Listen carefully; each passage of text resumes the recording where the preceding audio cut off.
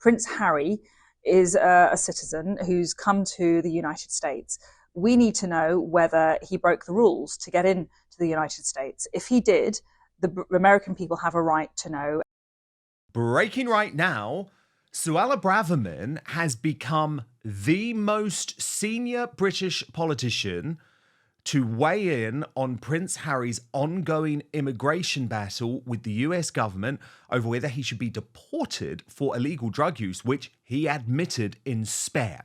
So Niall Gardner from the Heritage Foundation, who has very much been driving this case, posted on X, Prince Harry visa case to have first court hearing under Donald Trump after Duke's drug admission. And Suella added, the law should apply without fear or favour and equally to everyone, including Prince Harry. There is a compelling public interest in disclosing these documents. Cover-ups erode trust. Transparency builds it. Heritage is right to be fighting for the American people.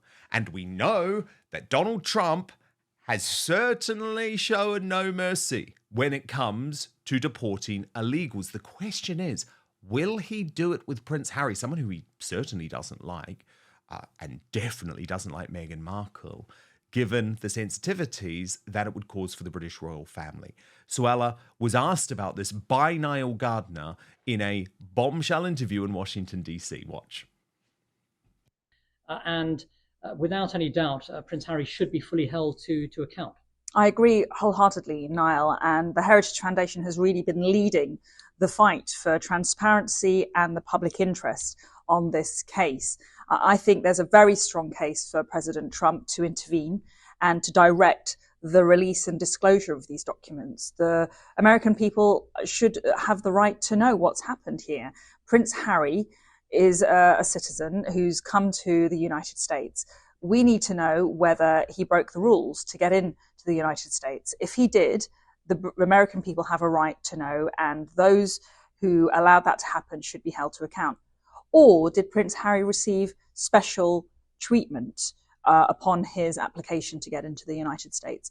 And if that happened, again, that's unacceptable, and the American people have the right to know. So I wholeheartedly support this mission to get to the truth and expose what's happened in the interests of transparency and accountability. Father Calvin Robinson, this is big, isn't it? Suella Braverman, a former Home Secretary of the United Kingdom, she's a MAGA supporter. She was in Washington, D.C. for Trump's inauguration, as were you. And the thing is, it doesn't take much, does it, for Trump to be annoyed when it comes to Harry and Meghan? Will they really be able to keep their mouths shut for much longer? Should the Prince, the Duke of Duplicity, be worried? He should be worried, yeah, absolutely.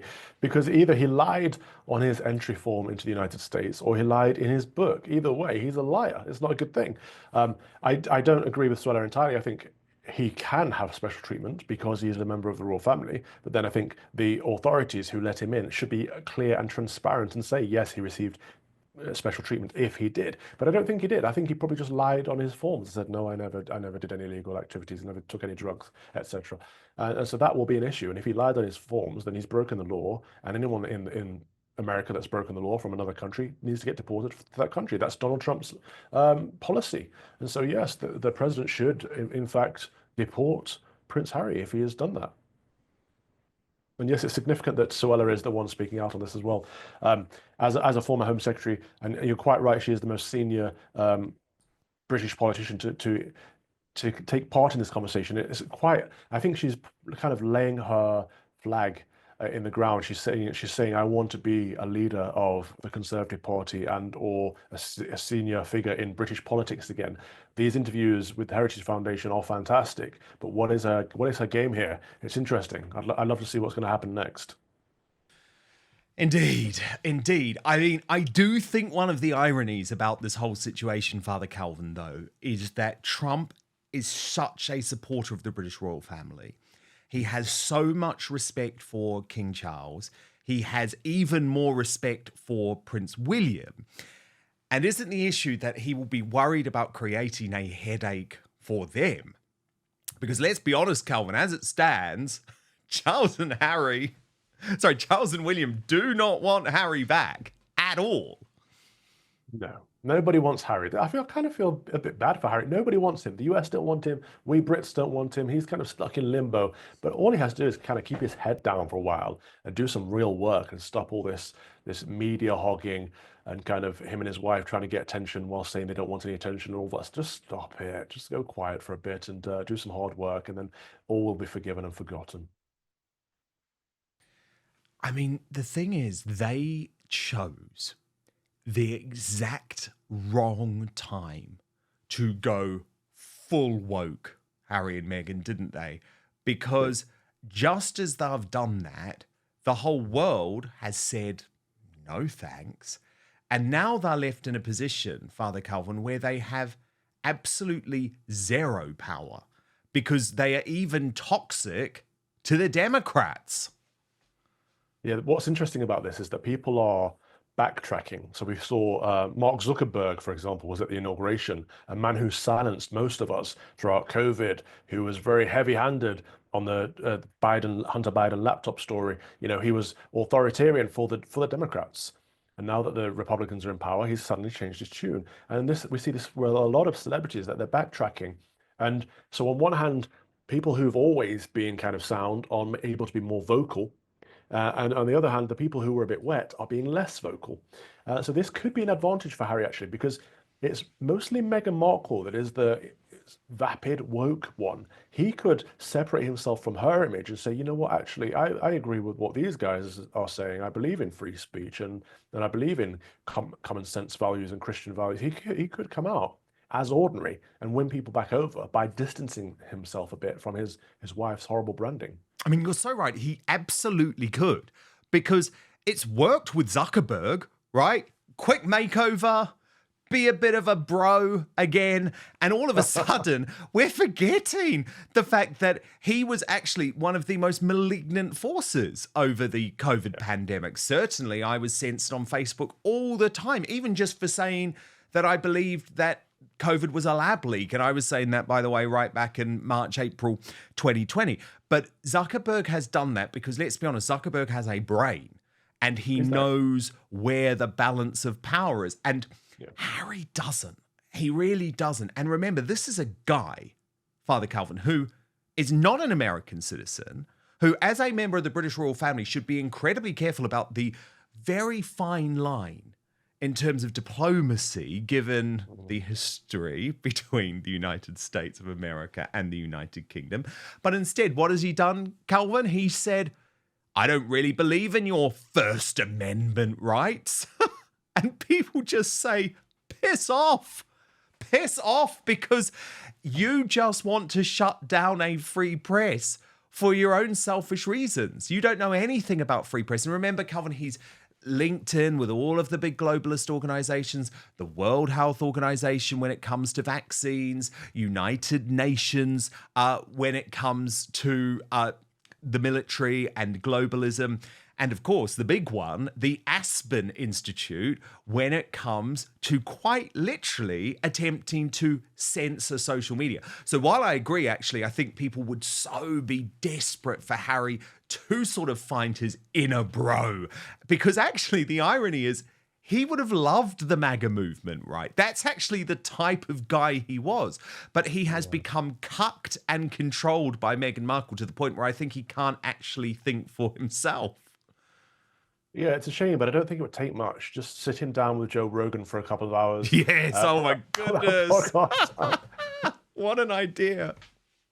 Get him, he'd love the cage fighting, wouldn't he? Exactly. He used to be a lad. That's the word that people used to use to describe him. It's so sad that we've lost that. But I honestly think he could get it back in no time. If someone as wicked as Mark Zuckerberg can be kind of forgiven and have a rebranding, why can't Prince Harry? But of course, he still has that massive weight pulling him down, which is his wife, Meghan Markle. She's not good for him. She's not good for the country. Not good for any of us, really. No, I know. I know. But at the end of the day, I think Prince Harry should be worried because... But first, we've partnered with Gundry MD to share this information with you. Would you believe me if I told you that inside your pantry right now is one of the healthiest foods on the planet. If it's true and it's not some weird, trendy superfood, spoiler alert, it's olive oil. You're probably used to cooking with it, but there are countless ways to use olive oil to help yourself look and feel younger. For example, olive oil is a natural way to help you achieve a more youthful appearance. Besides helping you look younger on the outside, it's a fantastic tool for your insides as well. According to Dr. Stephen Gundry, a famous cardiothoracic surgeon, nutrition expert, and health advocate, you should get as much high-quality olive oil into your daily routine as possible, whether it's taking a shot of it daily or keeping a bottle of it in your bathroom medicine cabinet. But what kind of olive oil is best for your health? Now, you'll know that any olive oil can give you some benefits, but if you're looking to get the best results, it matters a lot which one you pick. The olive oil industry is huge. You can just tell that, right, by the number of olive oil brands you see at the grocery store. And you can bet they're not all made with the consumer in mind. Many brands even cut corners one way or another to increase profits. It's when Dr. Gundry came to that realization, he was appalled. But some olive oils are so powerful, it may only take a few tablespoons in a week to see these incredible health benefits. But how can you tell between an olive oil that can be a health booster and one which isn't up to par? In an effort to answer that question, Dr. Gundry has decided to take a stand and release his personal research and findings. Not surprisingly, the video has gone viral since its release. It's important you see it so you can start benefiting immediately. So you can watch the video right now by going to getolive1.com/outspoken or by clicking the link in the description box below. I'll just repeat it for you. It is getolive1.com/outspoken, or just click on the link in the description box below. That's probably easier. People who have taken his advice have shared their results with him, saying the olive oil they bought after learning his simple rules have helped change their lives. So make sure you go to getolive1.com/outspoken or click on the link in the description box below this video. But now back to the show.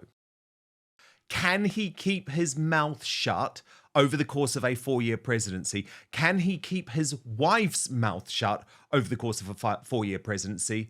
I don't think so.